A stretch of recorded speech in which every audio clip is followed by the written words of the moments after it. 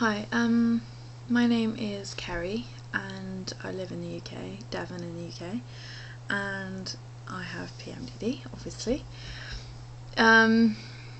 So yeah, I was looking online for PMDD resources and I came across the Facebook group, and then I realised that this video log thing was happening, and I thought it'd be a really good thing to be a part of, because awareness is zero pretty much for PMDD, and people just don't realise what it is or how it affects you or how much it can sort of get in the way of your everyday life.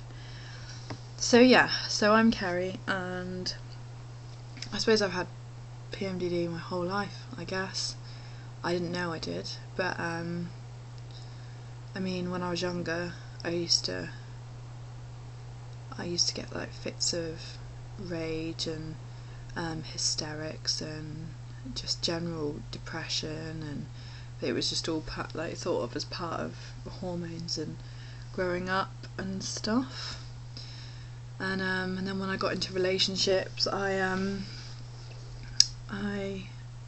had quite up and down relationships, and I would have like fits of rage and really sort of animated arguments and lashing out, and I just thought I was just one of those people that just was very angry and wasn't very nice, and I beat myself up about it for a long time, and I kind of always suffered with eating problems, so I had disordered eating when I was younger, and from the age of about 13, 12, 13 to, well, it's not something that really goes away, it's sort of something you manage, but that would get worse and better, and I couldn't work out why that was. At one minute I was obsessed with the way I looked and how I'm feeling terrible about the way I looked, and then the next minute I was okay with it, and it was very up and down, and I could never work that out. But you know, life went on, and then I had relationships, and it went on and on and on, and then 2 years ago, yeah, so 2011, during 2011 I started getting a lot of pain. I'd had problems with the pill before that. I'd had to come off the pill and go onto different pills because they would aggravate me and they would make me aggressive, and then not, and then very up and down. So I was just like, I'm not going to be on the pill anymore. And then whilst I was cleansing my body from that, I started getting a lot of pain in like my abdomen, sort of, you know, period pain area, a lot of excruciating pain, and I went to the doctors and they did scans and things like that, and they found that I had a really big cyst on my ovary, and I'd been putting on weight as well, which I thought was just, I don't know, that I was eating more, but I was going to the gym every day, I was getting quite obsessive about it, and I was still putting on weight, so it wasn't anything to do with what I was eating. But basically this cyst was quite big. It was, you know, a couple of inches, I think, from what I remember, like 4 centimeters, and yeah, and it started accelerating growth. I don't know why, and that was messing with my hormones. I had that removed, and then after that my PMT, as I thought it was, symptoms increased again, and I didn't go back on the pill after I had the operation because I didn't want to be on the pill anymore. So I had a coil fitted, or an IUD, or whatever it is that you would call it, and then my periods started getting quite bad, and then I started having periods of really bad kind of rage again, and just not being able to cope with stress at all. I mean, all the way through my life I've had trouble at work. I've, like, one minute I've been really enthusiastic with work, then the next minute I can't be bothered to even get up in the morning to go to work. I've been like two people pretty much my whole life, in sort of up and down stages. It's quite hard to explain, but I hope I'm making sense. And then I was with, I met a guy called Ollie, and we were together for a short amount of time. But I started, during when I was with him, he noticed that it was coming in a pattern, and the 2 months that it had been roughly the same time. So I started recording all my symptoms and realised that, yeah, he was absolutely right, that about 7 to 10 days before my period the symptoms would begin, and then they would stop dead sort of 2 days in to my period, I suppose. That the sort of emotional symptoms would stop then.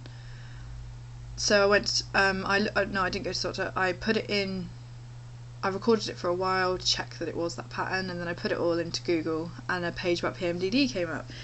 So I read it, and it was like my life just on a page, basically.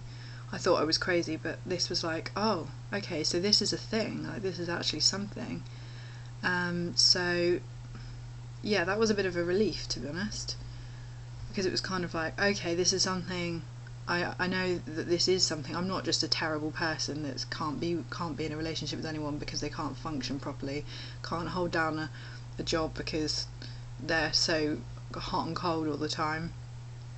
And so I went to the doctors, said what I'd found, and she confirmed it. She never used the term, she wouldn't say PMDD, she would say very severe PMT, but I had a feeling that she wasn't supposed to use that terminology.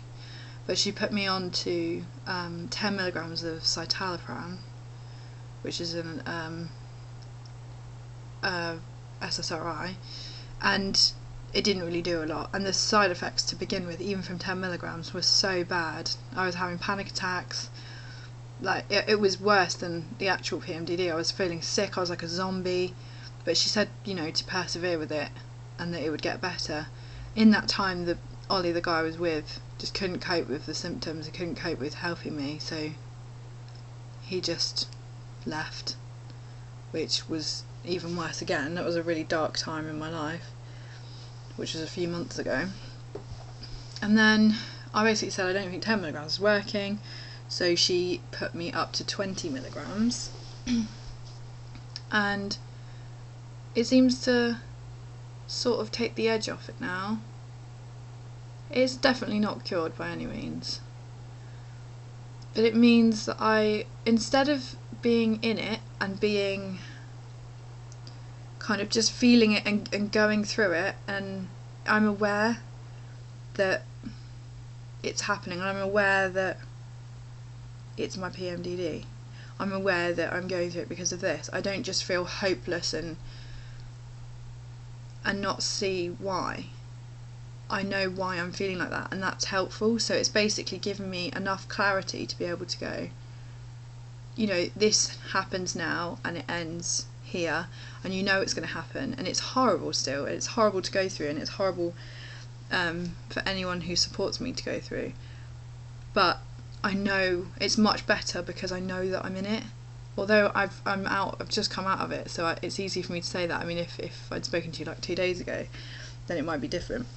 But yeah, the 20 milligrams, you know, it gives me enough clarity to be able to say, yeah, this is really not nice, but it will pass, and you know, and you'll be okay. I mean, the physical symptoms are still there. Like like today, I've just got unbelievable period pain. It's just, I can barely move at times. But I think one of the worst things about PMDD for me is what with having disordered eating and stuff like that. It's when, like today for example, like I sit in front of this camera and I just, like, to me my face just looks really fat, and I just, everything about me, I'm just like, oh, that doesn't look right, or my eyes don't look right, or my hair's not right, or I feel like I've put on loads. I put on sort of 3 or 4 pounds usually when I'm on my period, like just before and during, and sometimes the citalopram has curbed the compulsive eating, because before it would be like I had to eat something either sweet or salty, and it was like there was no question, I had to have it. Like I would find it somehow. And I did Weight Watchers, because all the weight that I put on when I had the cyst, I wanted to lose it, and I've lost 2.5 stone. But I go in there and I say, like, oh, you know, I've been really hormonal this week, so I've had compulsive eating, so I'm not going to have lost anything. And they say, oh, well, you know, you just got to have willpower and stuff. But it's like, they don't get it. They don't get that compulsive eating is totally different to having a bit of a PMT craving. Like, I literally will sit there and compulsively eat something until I just don't fill up. I can just keep eating and keep eating, and that's quite scary because I am scared of putting weight back on again. But yeah, basically, I don't want to drivel on for ages, but that's kind of my story with it. And today I'm on day 2, I guess, kind of day 3 of my period, and the pain is incredible, but I'm actually doing stuff, and like I cleaned the house yesterday, like the latter part of yesterday, and yeah, so life's pretty good right now. I'm feeling pretty happy. But yeah, that's my introduction, and sorry if I babbled on too much, but it's been quite cool to talk about it, so thank you.